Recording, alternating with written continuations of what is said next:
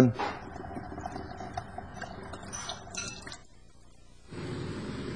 Bigel. Lasing ko.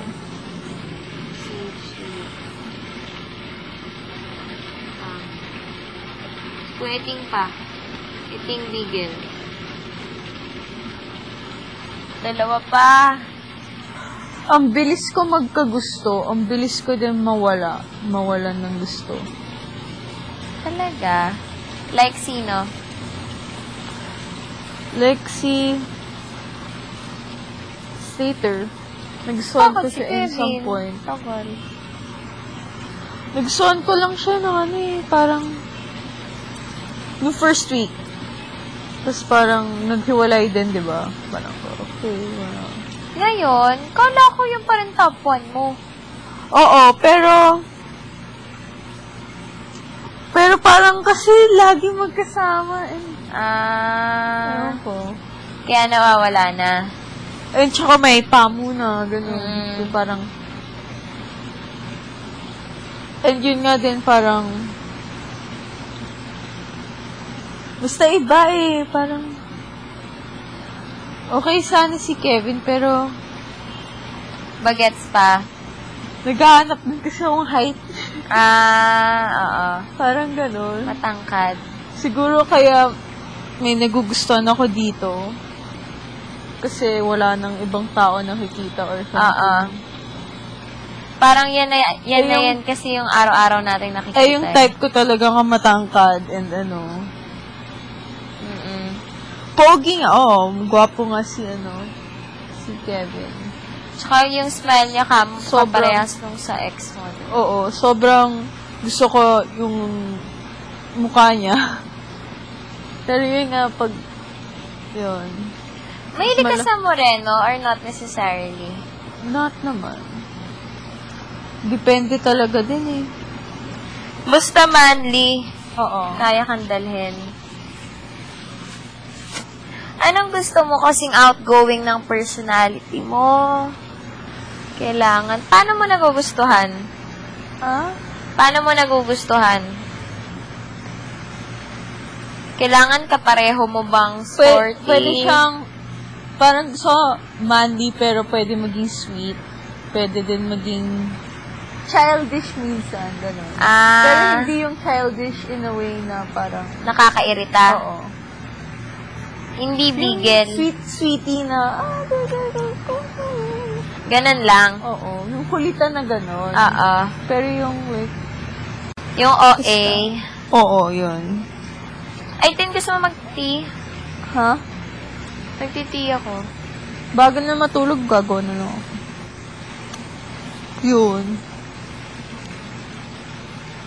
Tapos gusto ko syempre, sporty din.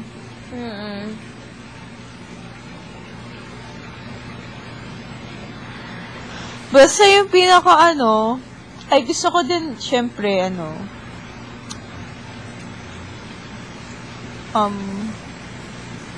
godly din.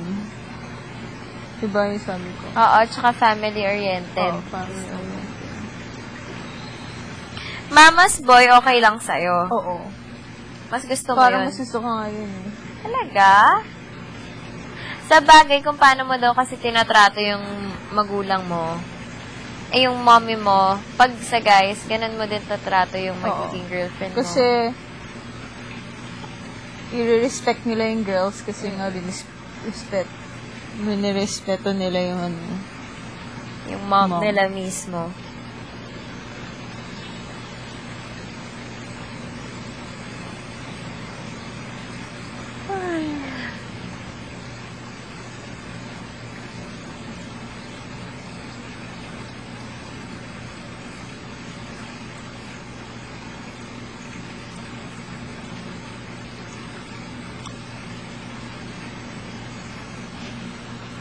Hindi ko alam kung paano ako masobra in love.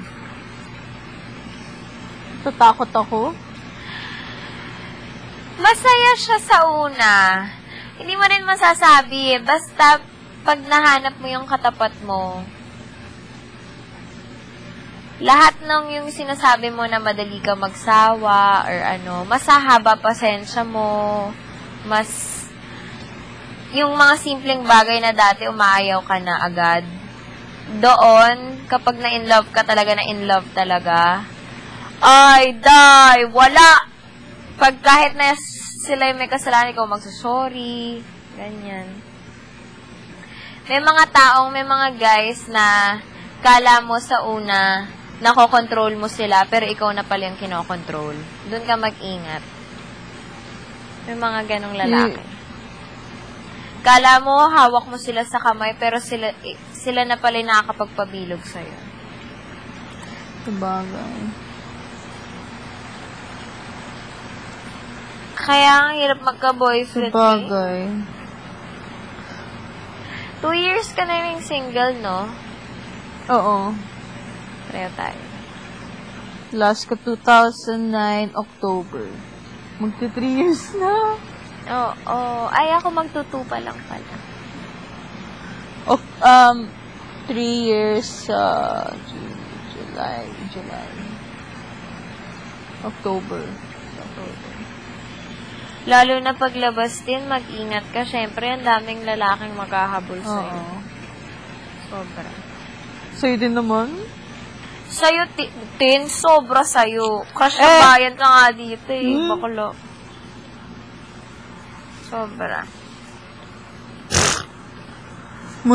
Linya sila sa mom tsaka dad ko. Ganun. Linya sila sa mom. Hindi. Pero di mo rin masabi. Kasi minsan kahit na nag-iingat ka, nag-e-end up ka na nandun ka pa rin sa situation na yun. At saka mas okay talaga na na-experience mo yung mga ganong bagay-bagay. At least. Hindi.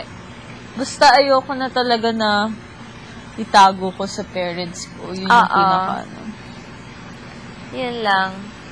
Mas okay talaga yung kilala ng family. Oo. Tsaka ayoko na talaga yung...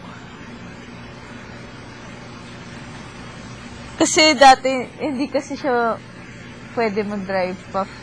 Bata pa kasi siya. Tapos 15, tapos ako 17. So ako yung nagda-drive. So ako yung lagi pumupunta sa bahay niya and stuff. 15? Kala ko ikaw yung 15, siya yung 17. Baliktad. Hindi, yung second ko.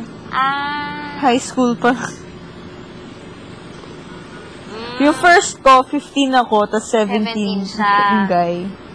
Tapos, nung 17 ka na, 15. yung 15 yung boyfriend mo.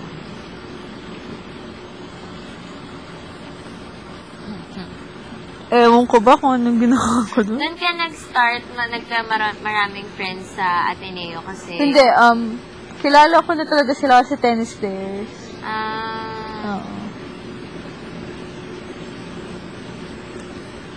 Basta, ewan ko kung ba't ko nagustuhan yun.